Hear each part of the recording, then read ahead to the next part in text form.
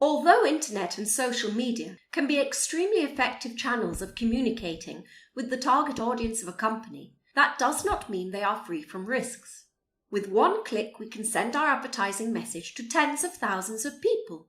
However, the same can be done by any other company, and their message may be about our product or service. It could be used by customers to express how unhappy they are with our products, or to inform others that, for example, our products contain harmful substances, or to tell people that our company is on the verge of bankruptcy. It can truly be anything, false or truthful, or anything in between. Anyone has the ability to talk about your company and your products. Your business is not just limited to your website and social sites alone. Discussions and comments can be, and usually are, everywhere, in forums or blogs, on Twitter or on Facebook pages. Being aware of such articles, comments and posts is not simply advisable, but absolutely essential. We cannot risk the spread of a rumour that our products, for example, contain harmful ingredients, which we will hear from the news a month later. We rather need to stop this rumour as soon as it begins to spread. Although the case of harmful ingredients is rather extreme, even less serious topics are of interest to us. For example, someone could comment on the low level of service quality of our call centre, or that they have bought a low-quality product from one of our shops. These minor things can create a negative stigma around our business. This negative press monitoring should not be limited to just our own brand. It is equally important for us to learn what is being said about our competitors in any industry. Following the discussions about competitive businesses, we can always be aware of their strengths and weaknesses, how they handle consumers, what their grievances are, how do they satisfy unhappy consumers. Moreover, we may want to participate in these discussions, both those that concern us and those relating to our competitors. In the first case, we may want to give numerous clarifications to prevent the dissemination of false information in the media, or perhaps to apologise for a mistake and show that we want to make amends to stakeholders. In the second instance, we may decide we want to win the client of one of our competitors. For example, if someone complains about a last-minute cancellation for a service she has paid for, we can recommend one of our own respective services to her. Moreover, if we see that someone has commented that he found a product at a lower price on one of our competitors' sites, we can let him know that we offer it at the same or even lower price. How can we do proper monitoring? First, we must use Google Alerts. We go to the address https://www.google.com/alerts and type the search item of interest. For example, ABC. Then we type the email address in which we want our updates to be sent to. For example, my-email@my-company.gr and press Show Options. Through this, we can further customize the updates we receive on the search term we're interested in, like, for example, how often we want to be notified, the languages of interest around the search term, etc.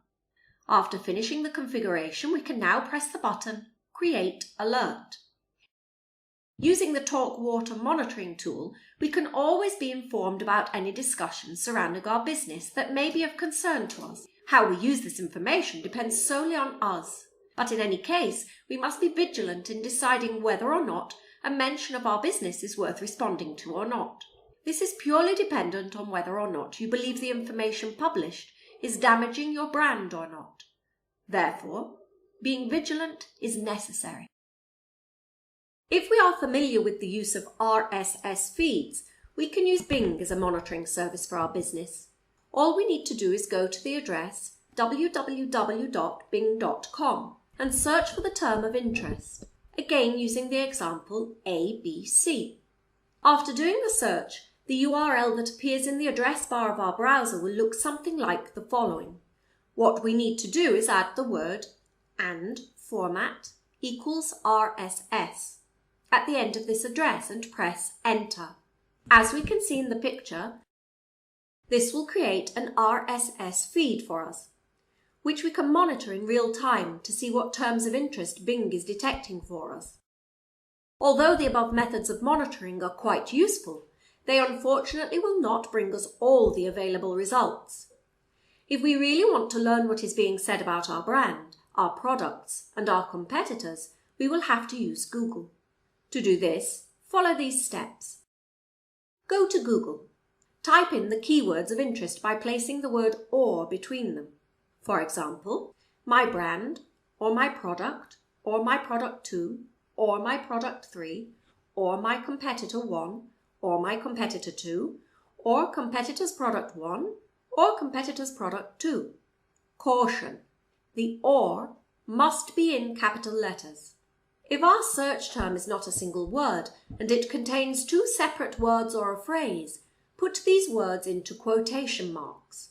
If, for example, we're interested in looking for the terms Blizzard, Blizzard Entertainment, WoW, Warcraft, World of Warcraft, Alliance, and Horde, our search in Google would be the following: Blizzard, or Blizzard Entertainment in quotation marks, or WoW, or Warcraft, or World of Warcraft in quotation marks, or Alliance, or Horde. The word "or" comes between search terms so that Google brings us pages that have at least one of these keywords. However, you may find that some pages have 2, 3, or all the terms that you're interested in searching for. The use of quotation marks makes sure that Google returns results with the specific words or phrase rather than variations, including every word in the phrase.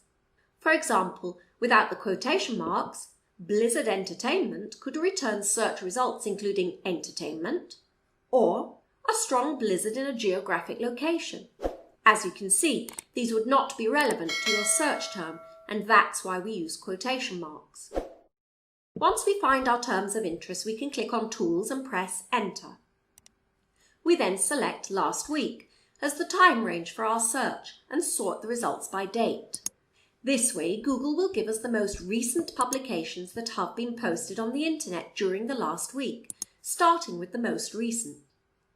Tips: if you need results that exclude a specific keyword, you can state it on the search using the minus symbol.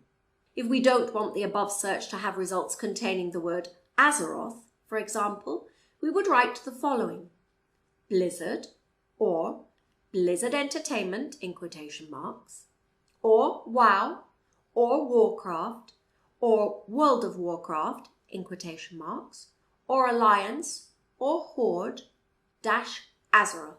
The dash must be attached to the keyword, for you do not want those results to appear. There must not be any space between the dash symbol and the first letter of the keyword, so type -Azeroth, not -Azeroth. We may not want to see results from a specific site, such as our own, for example. In this case, we again use the symbol dash and the site that we do not want results to appear from. For example, Blizzard, or Blizzard Entertainment in quotation marks, or WoW, or Warcraft, or World of Warcraft in quotation marks, or Alliance, or Horde, site, mycompanysite.gr. The minus symbol, the word site, the colon, and mycompanysite.gr must be attached together. If there are spaces between them, the search will not work.